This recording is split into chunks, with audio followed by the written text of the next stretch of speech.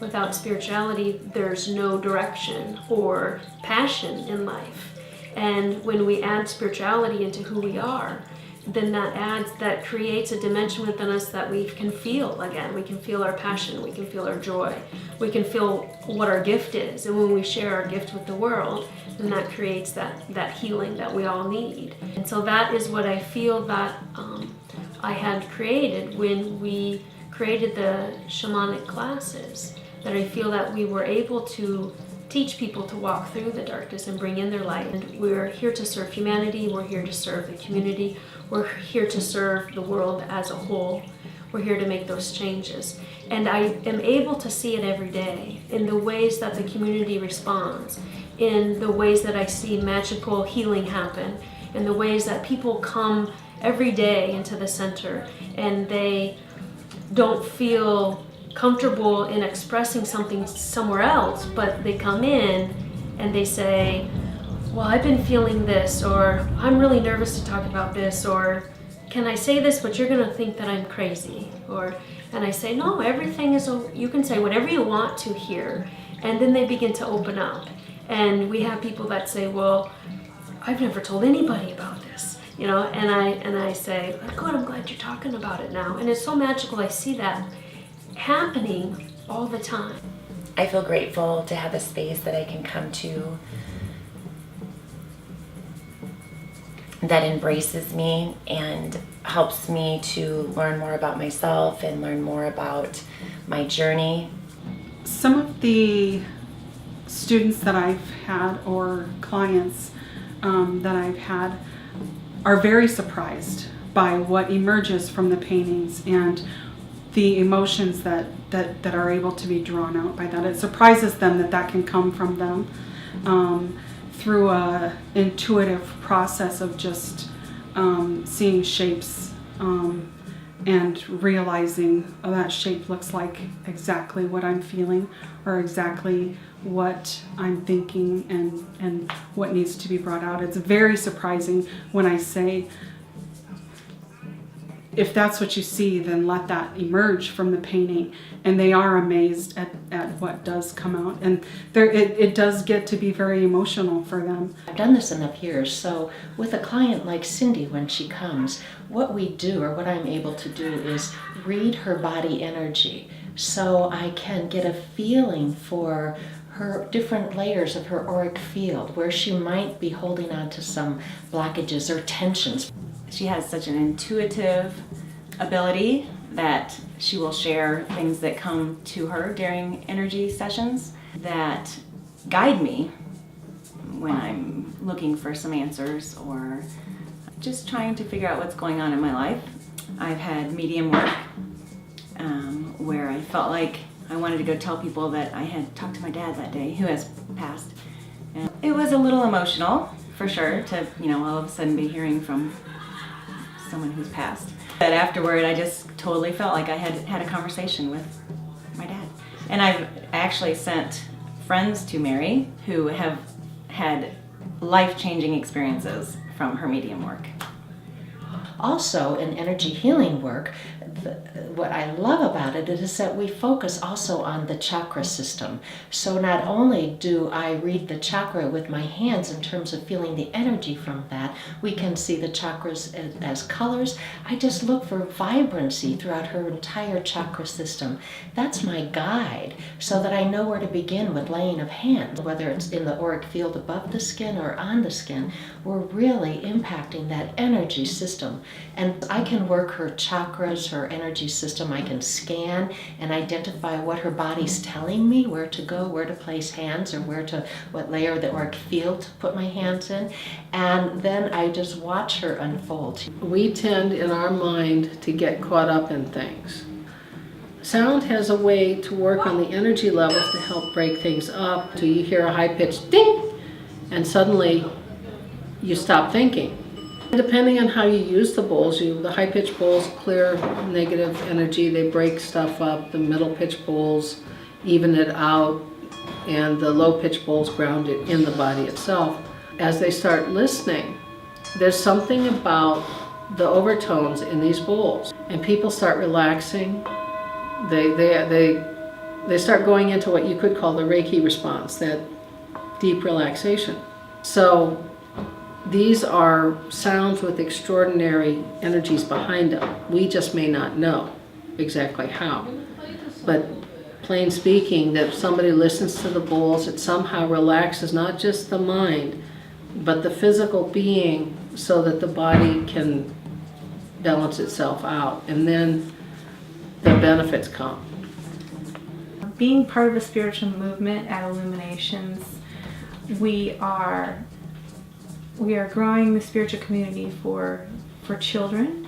We're offering Heartbeats Children's Drum Circle at least once or twice a month to have the children involved, to raise their vibration, to have a place to explore their spirituality and have an outlet to release some of the energy from the day. As humans, we're very connected to our pets. When we're among our pets, being in their presence raises our oxytocin level, which is the feel-good hormone. So having our animals balanced and happy helps them to serve us a little bit better, because they feel that their duty is to be loyal to us and to be at our side at all times. And if they're not feeling well, then they can't be 100% present with us. So the first time that she came, it was pretty amazing, because she could sense that she was getting help and she was in a good place. And so she left in really good spirits. And also her pain seemed to be alleviated. She has not been crying, she wants to be touched. In fact, she thinks she's a lap dog again. They are so loyal and they are so dedicated to us that they will often absorb whatever we are going through. And then that becomes somewhat of an unhealthy exchange. So by healing ourselves and healing our pets, then we both can walk that peaceful walk of light and love. So we're always out in the community, and we also have always a lot of events here as well at the center. And in doing those events, it creates education for the public. It creates a way for them to experience the healing modalities in a safe environment. Some of them might not be sure about what energy healings are, or well, you're doing readings, is that against any thing in my religion? And so it creates a safe place for them to experience what we do in that kind of event environment where they see other people doing it, and so it's safe for them. All that matters is that you're showing up authentically with your heart space and speaking your truth, and that's what matters. And so the beauty of spirituality is that it doesn't have to have a label, doesn't have to have a tradition. All it has to do is wake you up enough to have some sort of passion about who you are, about what your gifts are, and sharing those with the world. During a shamanic healing, I may be using a rattle or a drum, and what that does is the rattle shakes up the energy around your body. We have this aura, or a field of energy, that's around us at all times. We all carry one. And the rattle might shake up some energy that needs to be released. And so we're going to use that rattle over the body. I may use a feather to help energy, just sweep that energy away from the body. And then the drumming will come in at the end of the session. And the drumming produces a vibration that is amazing to feel. So if you've never experienced that, it's something that you should experience. That vibration of the drum wash that comes over the entire body will help seal in whatever healing that we've done through the shamanic healings. When I come into Illuminations, sometimes I just want to sit down, and it's nice that there's a space, a couch, and a lot of times someone's maybe having their break and eating lunch, and it's nice to visit, and then others join in, and conversations just sort of flow all together, and everybody's got something to say, and there's always something to learn from someone else as well. people in Illuminations, whether it's the practitioners, the volunteers, people walking in the door, it's all about connections. We connect minds, hearts, souls, and it's just so wonderful. If you were, say, working with the crown chakra and you were looking to try and learn to meditate or connect with the divine more, many people find that the clear quartz is very powerful for crown chakra work.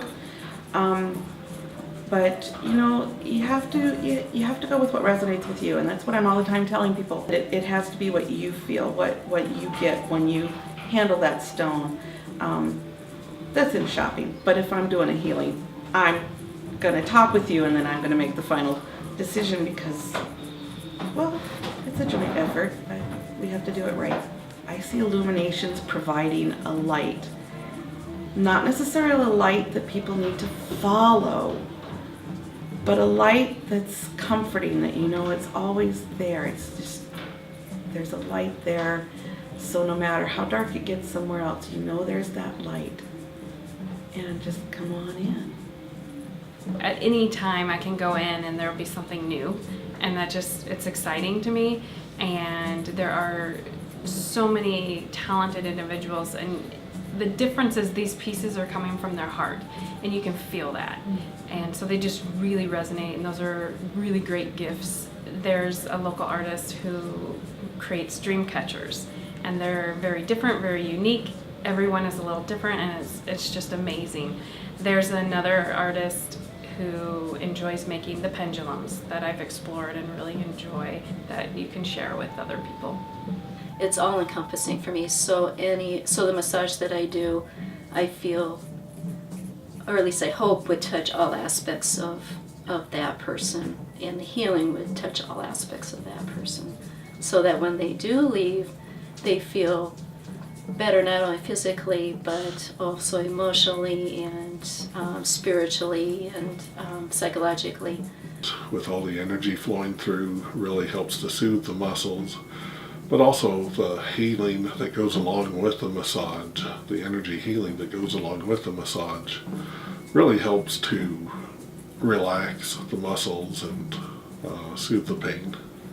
I do feel that laying on of the chakra stones and calling in that Reiki energy helps very much to enhance what I feel is the healing spirit that needs to be there. So by placing the color of stone on the chakra that it relates to, I actually feel that it can draw the energy and make it much more intense and help the healing in that part of the body become even more intense and more helpful to the person. And they come here, and again they step into an environment of love and acceptance, healing and non-judgment, where you can ask whatever question you have regarding your path or your experience, or even just pursuing your curiosity, and you know you will be met eye to eye and heart to heart and supported through that in a good way. The tarot has taught me a lot about connecting with spirit, listening to those little nudges that maybe you wouldn't have normally listened to or even noticed.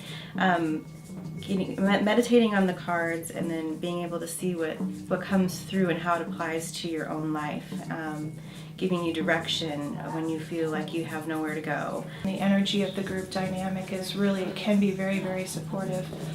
Each person contributing something positive and something supportive to the whole that is the classroom. But when we hear other people share their stories, it sparks that courage within us in a couple of different ways. It helps us to hear the ways in which we're also very similar and also very alike, how our stories really very much overlap. And then it also gives us permission to say, oh, I can share. I just saw that person share something that was challenging or something that was really exciting, and I can allow myself now, because I heard that, to tap into that aspect of myself and put it out there. So when I'm going over each chakra using the pendulum, the technique that I use is that When it's going clockwise, for me, my pendulum is saying, you know, things are good, things are flowing nicely, things are open, you know, everything's a-okay here. And then when it's going counterclockwise, for me, it's telling me that there is something here that's not quite right. It needs to be unblocked or unstuck. It's at those times as well, I know that there needs to be work done. I might not always know exactly what's going on with a certain chakra. I just know that I need to pay special attention to that area. So when the pendulum had picked up that my third eye was blocked, it did make sense to me. I seem to always ask questions to things I already know the answer to. So I'm constantly seeking information from other people, although maybe what I need to do is just to be quiet and be still and hear those answers within myself. You know, I go ahead and I do the Reiki or do the energy healing that I believe needs to be done using stones, oils, whatever Reiki I need to do. And then, yes, after we're done with the session, if the person wants to know, if they say to me, you know, can you give me some information about what you saw or what you found or what you felt, then I will tell them, you know, what specific areas I felt were nice and open and things were flowing well, and what I found that maybe there were some issues with, and then we usually go into more of an elaborate talk about that, and usually it resonates with them and they're like, yes, this is what's going on, that's why that was happening, things too. But sometimes that enough, just talking about it and validating for themselves that yeah, there is something going on, sometimes that's just enough just to talk about it for a little bit. Yoga is one of those places where the difference that you make for yourself absolutely radiates out into the larger whole. Students come to yoga for a multitude of reasons. People come into class because they heard it was good for cross training, because they can't do anything else and their doctor said, well, why don't you try? There are people who've heard about the journey for peace. There are people who are good meditators and need a little bit more movement, a little bit more opening into other crevices of their physical folds to find a place for their spirit to be housed. Besides meditation, it's the only thing I can find that's physical and mental, and it really just grounds me, and it's how I find my peace and how I shut out the outside world, the work, all that craziness that's in my head all day long. You come here, you're at your yoga, and you can just calm. Prenatal yoga was something I was asked to be a substitute for, and then that teacher didn't make it back after her second pregnancy. And teaching prenatal yoga for years, it sort of evolved into a baby and me yoga, and then a yoga for kids. It's interesting to watch the kids play and practice. They mightn't practice anything when they're in your presence and they're in your class. But what they take away may be some physical poses for calmness, for realignment, for lifting their energy. And it may just be that sense of that even the adults come back for. Because people find that when they feel better and are more centered, they're able to be a better foundation for their family, for their loved ones, for their coworkers. When they are able to vibrate higher, it welcomes other people to do the same. It's that magnetic quality that I love playing with in yoga. The ability for you to either be a strong enough force that you push upon that magnet to flip it in order to be magnetized together, or that you can just let those polarities just shake until they meet and rise up together. The magnetism is palpable, and it's something that does start with you and your own practice, and it ripples out and to affect everyone that you come in contact with, and then the whole world. We are here to serve, and we're here to serve humanity, we're here to serve the community, we're here to serve the world as a whole. We're here to make those changes. And I am able to see it every day in the ways that the community responds, in the ways that I see magical healing happen, in the ways that people come every day into the center. You can see the emotions, you can see the energy, you can see the miracles and the magic. The community is so all-inclusive and warm that I fit in somewhere. I'm always welcome here. I'm special too.